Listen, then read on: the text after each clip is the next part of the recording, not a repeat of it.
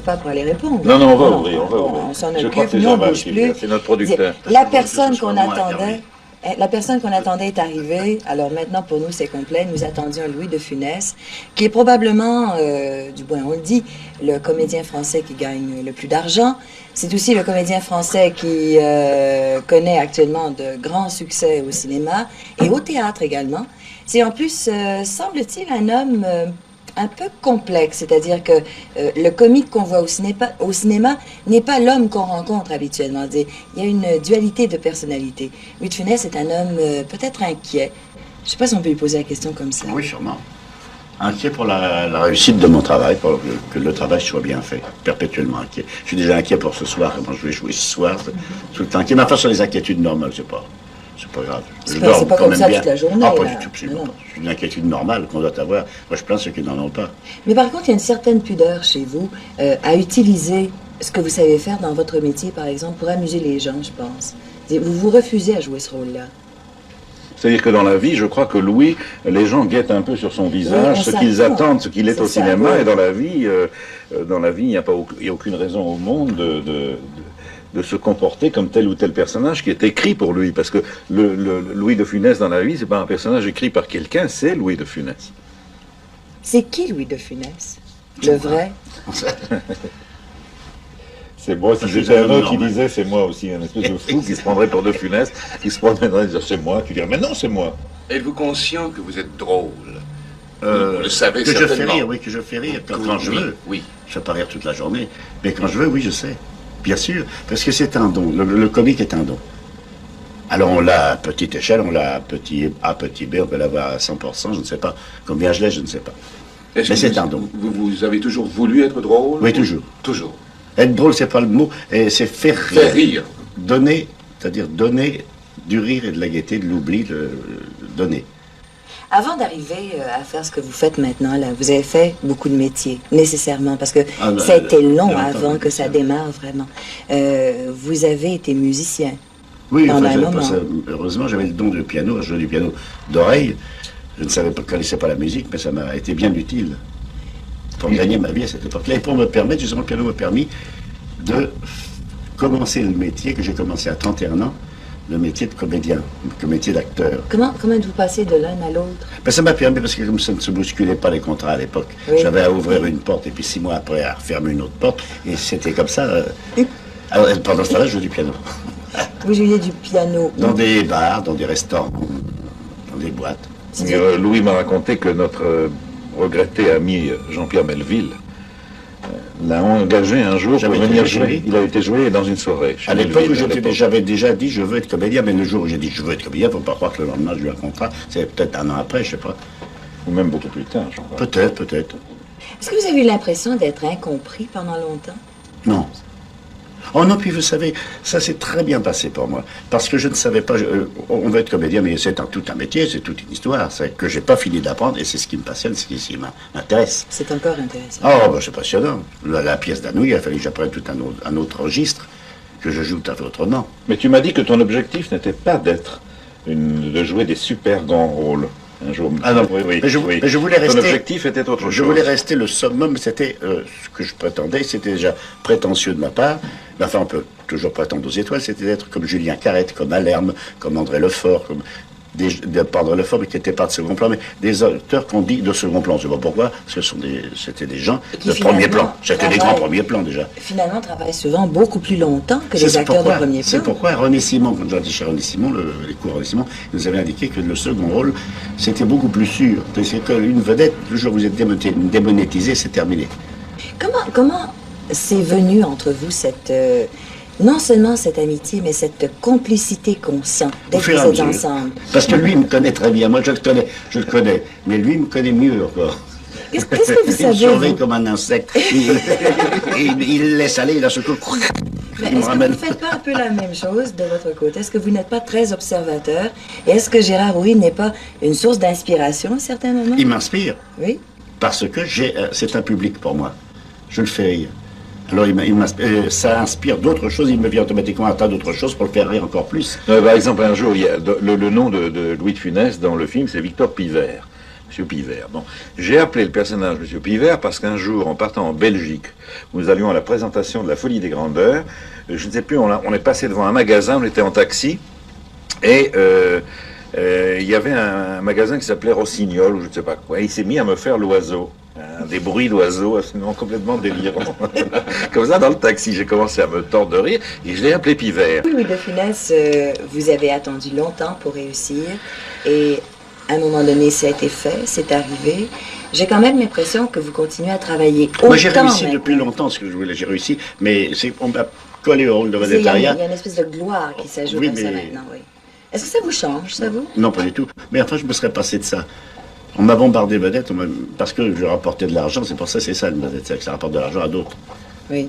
Ben, à soi aussi. Oui, bien un sûr, peu. mais les autres gagnent encore Forcément. beaucoup plus. Oui, oui. Les autres. Mais, Mais je me serais très bien resté dans mes seconds rôles où j'étais très bien. Je Mais ce qui est- m'amusais. ce qui est Mais c'est maintenant, intéressant- ça prend les responsabilités, c'est la barre des responsabilités. ah bon, Ah oui, parce que maintenant le public vient, il faut rire, puis là j'ai 2000 lignes dans le texte. ça d'annonce. oblige. Oh. Moi, je suis très content. Mais Gérard Houry disait tout à l'heure que ce qui continue d'apprécier chez vous, par exemple, c'est le fait que vous travaillez autant maintenant qu'il y a 10 ans pour un rôle. Si on pense à cette danse qu'il y a dans Ah oui. Rabbi Jacob, vous avez travaillé combien de temps pour la réussir, cette danse? Moi, c'était On peut travailler un mois. un mois, mais tous les matins à 9h. Presque envie de vous demander à tous les deux si vous auriez aimé être l'autre. Non, Vous n'auriez pas voulu être Ils se Gérard? sentent très bien, moi je me sens très bien comme ça. Mais il y a un complément qui est évident et on se demande si ce que De Funès a ne vous manquait pas à vous et ce que vous avez ne lui manquait pas à lui. j'en sais rien. Non, je crois pas. Mais je crois pas, non, je crois que c'est tout à fait effectivement complémentaire, mais enfin, ce sont les rencontres dans la vie. C'est de très grandes rencontres et on se voit avec beaucoup de plaisir, on se téléphone avec beaucoup de plaisir. Enfin, on n'échangerait pas nécessairement. De quoi? Je changerais pas ma maison du Midi contre ton château. Suite Non, à parce ce que ça que coûte trop cher. Suite à ce qu'Élise vient de dire, lequel des deux a découvert l'autre? C'est Gérard qui l'a découvert. Oui, bien sûr. C'est pas grave. Est-ce que ça vous arrive d'avoir le trac Tout le temps. Ce soir, je vais la voir, vous allez voir. au théâtre? Sur le coup de 9h, 9h moins le quart, oui. Chaque soir. Oh, je le barbe. Il rentre. Oh là là. Chaque soir. Le rideau se lève. Il y a un phénomène extraordinaire qui se passait dans Oscar, c'est que le rideau se levait, et puis il n'y avait pas Louis. Et tout d'un coup, on entendait dans la coulisse « La barbe !» Et toute la salle éclatait de rire. Et on ne le voyait pas, c'était sur vraiment 2 mots. Et il y a un phénomène encore plus extraordinaire qui s'est passé dans un Fantomas, auquel j'ai assisté dans une salle de cinéma. À deux dos. Oui, il jouait, non, pas de dos. Il jouait le commissaire Juve. Et à un moment, dans un des Fantomas, il y avait une porte, toute bête. Une porte. Et sur la porte, il y a écrit commissaire Juve. Il y avait un hurlement de rire dans la salle. Sur une porte où il y avait commissaire Juve, parce qu'on savait que c'était lui qui allait ouvrir cette Mais porte. dans un fantomas, c'est Curieux. quand on donne le deuxième fantomas, on entend dans la cour d'une caserne de gendarmes mobiles, on me décerne la Légion d'honneur. Et une belle avait dit, on va mettre Fufu de dos, et ça leur fera la surprise après. Et tout temps qu'ils m'ont vu, c'était de dos. De dos. Oh, tout de suite. En Monsieur de Funès, le couple marche parfaitement bien. Gérard Houry fait sa part du travail derrière les caméras. Il vous fait jouer et c'est votre métier.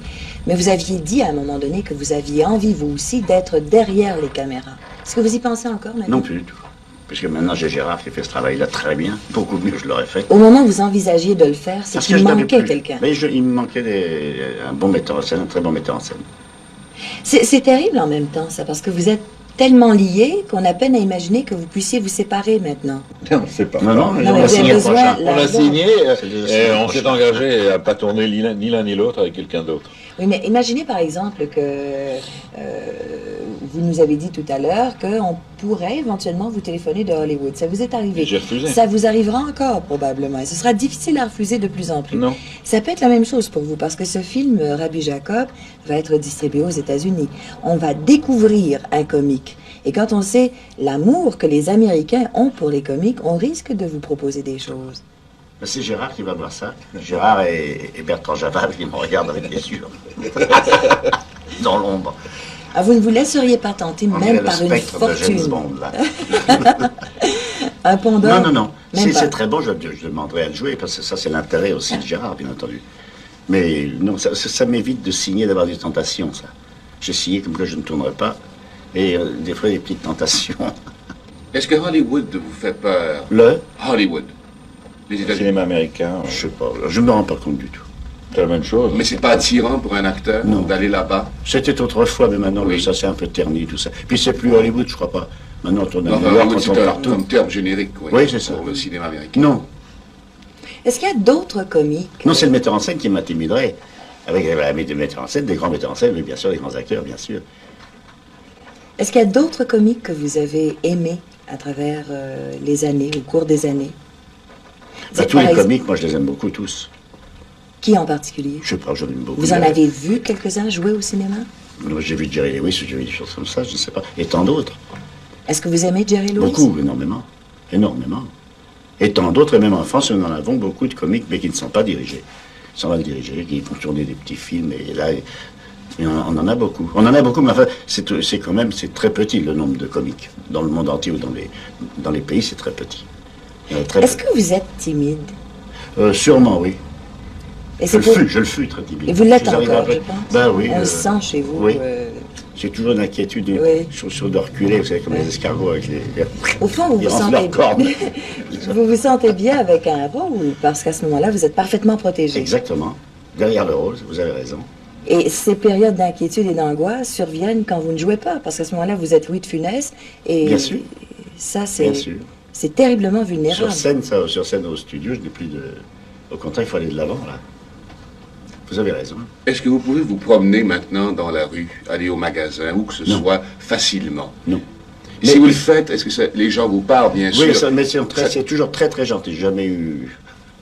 Je sais, une fois, il y a un bonhomme qui... Ah ben, dis donc. Il m'a dit, dis donc, toi, t'es mieux...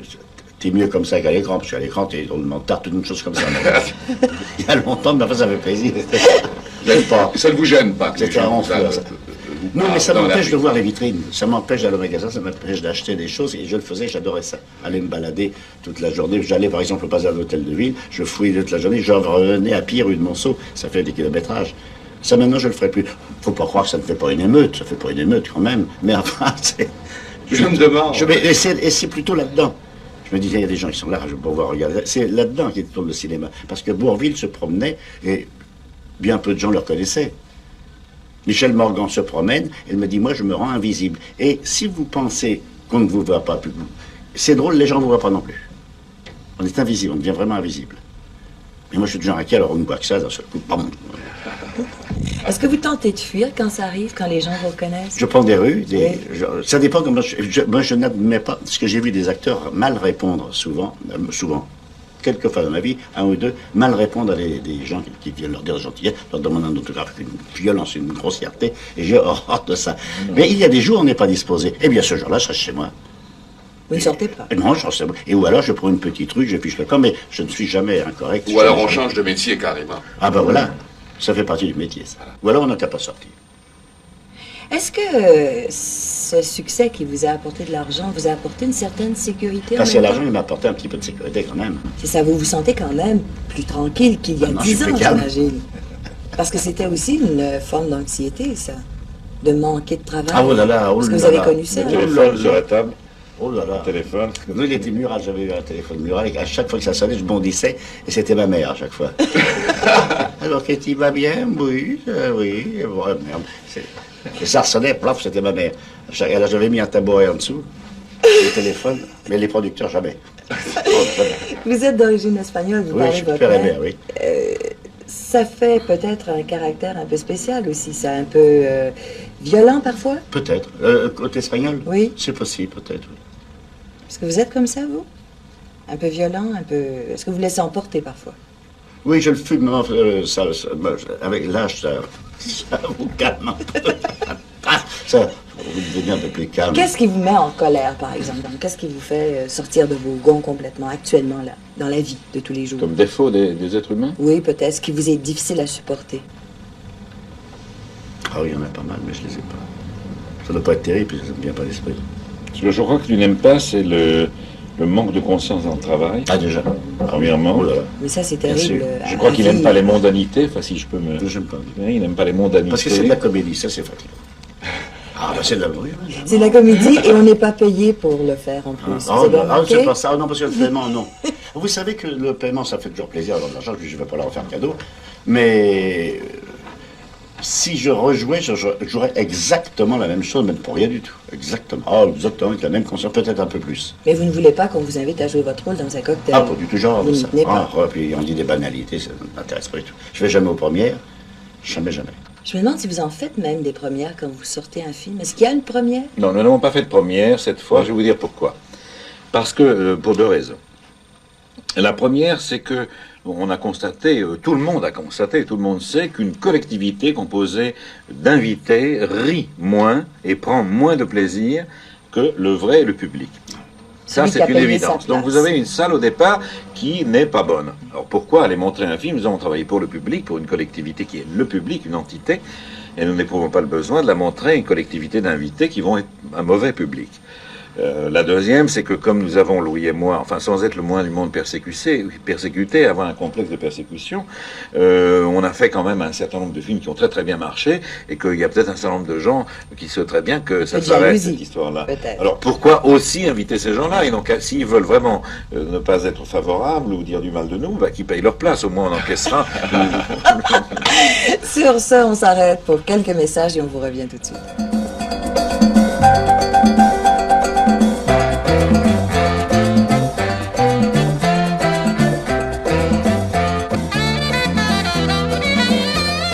Est-ce que vous aimez faire rire? Oui, beaucoup. Ah oui. Comment vous vous sentez? C'est mon métier, c'est même pas mon métier, c'est ma raison d'être. J'estime ma raison d'être de faire rire. Si j'arrive à faire rire 80 000 personnes, je suis content. Non, peut-être dans ma vie, c'est mon rôle de faire rire et de distraire. Est-ce que Il ne faut vous pas s'en savez- échapper. Les acteurs souvent veulent aller vers le drame Oui. pour émouvoir Ou les acteurs dramatiques pour faire rire, et ainsi. inversement.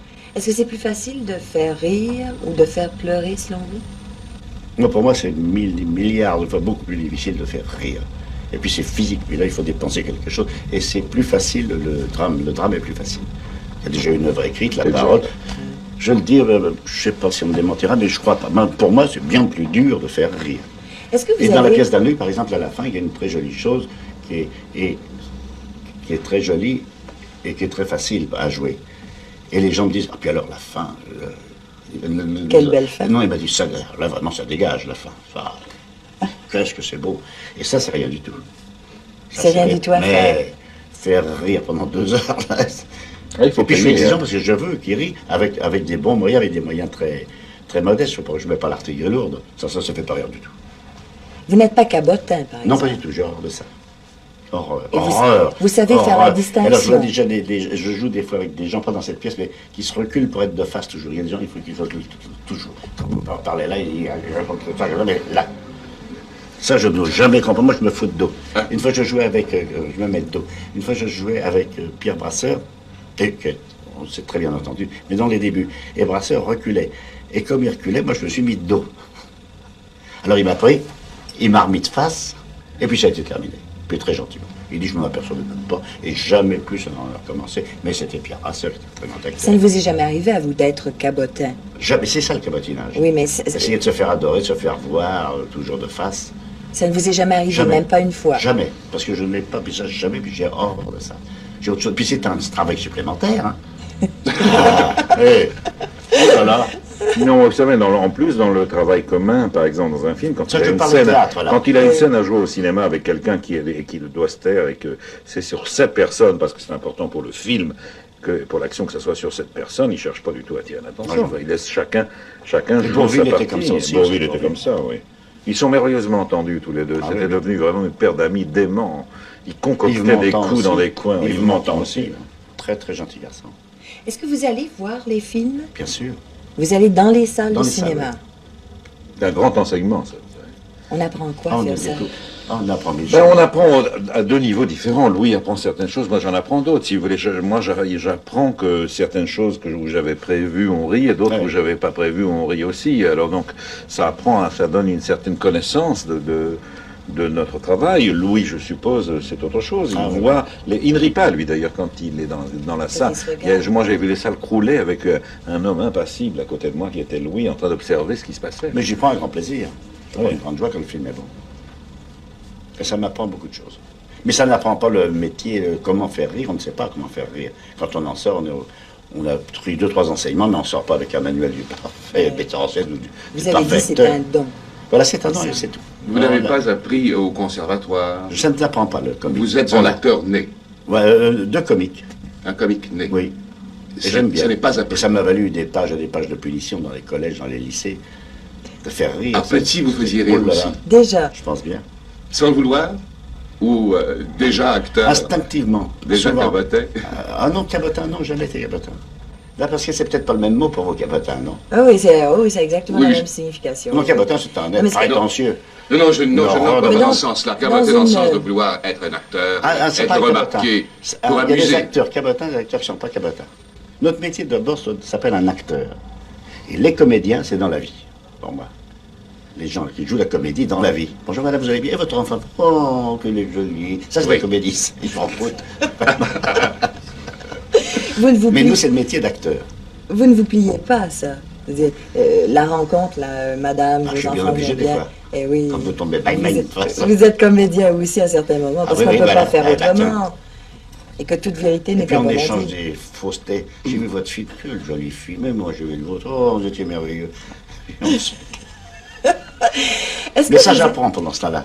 Est-ce que vous êtes Parce intéressé? qu'on le refait à l'écran.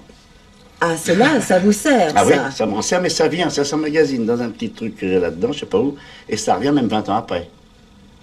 Et vous vous souvenez d'où ça vient? Oui, très bien. Vous Je ne vais êtes- pas le chercher dans un classeur, Non, non, mais il me il y vient a une automatiquement mémoire comme ça. quand je l'ai besoin. Il me vient automatiquement. Observez-vous les gens dans la Beaucoup, vie, sûrement. Beaucoup. à la recherche d'un personnage que Beaucoup. vous allez... Non, pas du tout. Non. Non, il observe, c'est ce que je vous ai dit tout à l'heure, quand que s'il y a une trace sur un visage d'un défaut bien visible, d'arrogance, de lâcheté, de gourmandise ou de luxure, il regarde, il n'a l'air de rien, mais c'est enregistré dans Dans la la petite boîte case qu'il y a derrière. dont nous parlions tout à l'heure, et puis ça moi, ressort ça dans un tient. personnage. Mais je me suis Et vous ne le vu- voyez pas. Je me suis vu aussi, moi, jouant, avoir des regards de lâcheté, d'appétit, d'horribles choses, je me suis vu. Et ce qui est terrible, c'est que quand je faisais, je me regarde, là, ça me coupe le sifflet, mais j'ai retenu pourquoi et comment ça a été fait. Est-ce que vous êtes intéressé par le succès d'un film? C'est-à-dire, Ah, le succès de la film, bien sûr. bon, mais est-ce Travaille pour ça, que, hein. oui, mais est-ce que vous comptabilisez? Est-ce que vous voulez savoir combien Le de nombre personnes d'entrées, ont vu? oui. Ça vous intéresse? Beaucoup. Bon, ben, c'est un tellement grand succès qu'il faudra en faire un autre film, Ben, forcément. c'est ce qu'on va faire. Encore plus gros. Ah non, pourquoi plus gros? C'est pas obligatoire. Mais parce que maintenant, vous avez tout l'argent dont vous avez besoin. Mais non, Est-ce que- c'est pas le problème. Si le scénario implique qu'il y ait des moyens importants, il y en aura. S'il implique de moins importants, eh ben, il y en aura moins. Je veux dire, c'est pas un parti pris, je vous assure, c'est pas un parti pris de foutre l'argent en l'air ou de dépenser n'importe quoi. Simplement, je prétends que si on en revient toujours à certaines séquences du film, si au lieu de mettre une usine de chewing-gum, on avait mis une usine de chaussures ou de n'importe quoi, ça aurait été moins cher et beaucoup moins drôle. Donc, je veux dire par là que c'est pas un parti pris de dépenser de l'argent, c'est un parti pris d'être drôle. Et souvent, le cinéma comique, par le temps qu'il prend, par la minutie qu'il implique, parce que le temps, c'est de l'argent au cinéma plus que partout ailleurs. Par conséquent, quand on a dans un film 2000 plans, qui sont 2000 plans difficiles, c'est du temps, et c'est du temps, c'est beaucoup d'argent. C'est ça le simple problème. Il n'y en a pas d'autres. À l'échelon de tous les grands films comiques qui ont été faits, ils sont tous coûteux parce que... tous coûteux. Quand ils impliquent un comique de gag, comme certains, vous savez, pour prendre le grand exemple de Chaplin, des films comme L'arrivée vers l'or, Les temps modernes, ont été des films qui ont été préparés pendant 3 ans, 5 ans, et qui n'ont pas tourné 8 ou 9 mois ou 10 mois. Qu'est-ce qui vous reste à désirer dans ce métier, Louis de Funès? Toujours des bons sujets, de tourner des bons sujets. La qualité, Non, mais j'imagine. voilà, toujours la qualité. Oui, la Vous qualité. vous en êtes arrivé là. La qualité du film et la qualité du rire, la qualité du rire qu'on obtient. Voilà, et la qualité, ouais, c'est ça. C'est ça la qualité. Alors, il n'y aurait plus jamais de film facile. Ah non, j'en ai aussi. Puis je souffre trop, ça m'ennuie. Je suis devenu beaucoup trop difficile pour certains metteurs en scène, mais ça ne me plaît pas. Est-ce que, je sais que vous avez des enfants, est-ce que vos enfants vont prendre la relève? Est-ce qu'il y en Non, a du qui se tout, préparent du à tout. être Olivier acteurs? avait fait de très bons débuts. Il avait joué avec moi dans Oscar, il a tourné dans des films, dans les grandes vacances, il a fait des petits rôles.